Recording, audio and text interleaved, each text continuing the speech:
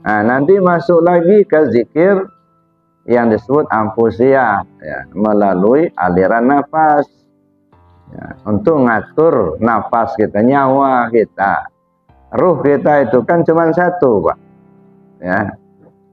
Jadi ruh kita ini walaupun banyak sebenarnya satu. Jadi ruh kita ini tidak ubahnya seperti hujan, Pak. Nah, kalau saya ibaratkan seperti hujan.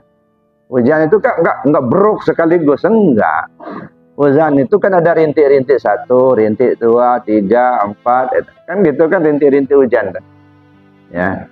Enggak mencoroh kayak apa namanya air terjun, enggak. Tapi ada rintik-rintik. Nah, tapi coba tampung sama ember. Rintik-rintik banyak kalau sudah menyatu, kira-kira beda enggak airnya? Sama aja kan? Nah, jadi rintik hujan yang satu bergabung dengan rintik hujan yang kedua, bergabung dengan rintik hujan yang ketiga, begitu kita tampung sama ember, sama airnya. Nah, itu ya. Nah, begitulah kita. Ya, ruh kita ini itu seperti rintik-rintik hujan. Gitu. Bapak Ibu punya ruh apa enggak? Punya. Kapan bikin? Nah, bukan, itu bukan ruh Bapak itu. Kita nggak punya ruh, nggak? Ruh kita yang kita pakai ruhnya Allah. Fanafakhtu fihi min ruhi. Setelah ku sempurnakan ciptaanku, kata Allah, aku tiupkan ruhku. Ruhku, bukan ruhmu. Cuman kita aja yang ngaku-ngaku punya itu. Nah, disinilah salah satu kekeliruan kita dalam berintikad. Ya. Bukan punya kita, tapi ngaku-ngaku punya kita. Ini dalam akidah apa? Dalam berintikad, dalam berkeyakinan. Dalam bersyariat tentu beda lagi. Tapi dalam berintikad seperti itu. Kita nggak punya ruh, ruh itu punya Allah. Maka saya awali dengan batang tarekat tadi. Adapun kita mengaji tarekat, makna tarekat jalan kepada Allah. Nah, jadi sekarang kita ini menempuh jalan menuju Allah. Ya, maka kita belajar tarekat. Jangan takut Pak belajar tarekat. Ini kita ini kadang-kadang ditakut-takuti, Pak. Jangan belajar tarekat, gila kamu nanti. Ya.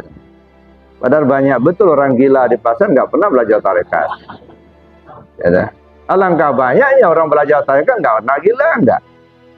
Nah, cuman kita ini ditakut-takuti. Jangan belajar tarekat, katanya itu bid'ah. Nah, itu nggak ada dasarnya. Nah, kalau ditanya, Bapak belajar tarekat di mana? Oh, kalau saya nggak pernah belajar. Nah, bagaimana menilai bid'ah tidaknya kalau nggak pernah belajar? Ya, orang yang memberi penilaian dan dia tidak tahu tata nilai pasti salah. Ya, kita saja yang kadang-kadang menerima begitu saja. Jangan mau belajar tarekat itu bid'ah, kata dia, kata orang. Begitu kita tanya sama yang bersangkutan, Bapak belajar tarekat di mana? Kalau saya nggak pernah belajar, katanya. Nah, bagaimana menilai bid'ah nggak bid'ahnya kalau nggak pernah belajar? Ada dulu ceritanya, Pak. Guru saya, ya. Mudah-mudahan beliau diampunkan Allah Subhanahu Wa Taala. Buya Syekh Muhammad Dalil Syarif Datuk Meninjun di Sumatera Barat. Dia cerita pada saya dulu. Ada ustadz katanya. Nah, dari Padang Panjang datang ke rumah kemarin, kata beliau waktu itu. Dia itu tukang ceramah ke sana sini. Nah, dia datang nanya ke saya, kabarnya Buya ngajar tarekat. Saya bilang, iya, kata Buya. Tinggalkan Buya tarekat itu bid'ah, katanya. Itu nggak ada dasarnya dalam Al-Quran. Kata Buya, kamu belajar tarekat sama siapa? Kalau saya nggak pernah belajar, katanya. Bagaimana kamu menilai bid'ah nggak bid'ahnya kalau nggak pernah belajar?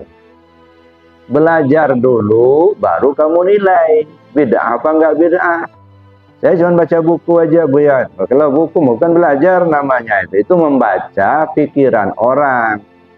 Kalau belajar tarekat itu harus belajar kepada yang ahli tarekat, bukan baca buku. Kalau baca buku itu hanya untuk menambah wawasan. Jadi kalau belajar tarekat itu belajar kepada yang ahli tarekat. Nah setelah kau belajar, baru kau nilai bid'ah apa enggak, benar apa salah. Kalau salah tinggalkan. Ya, kau belajar dulu lah. Kalau kata Ustaz itu, saya mau belajar sama Buya, katanya. Berani juga orang kan. Ya. Cuman Buya harus janji katanya. Janji apa kata Buya? Ya.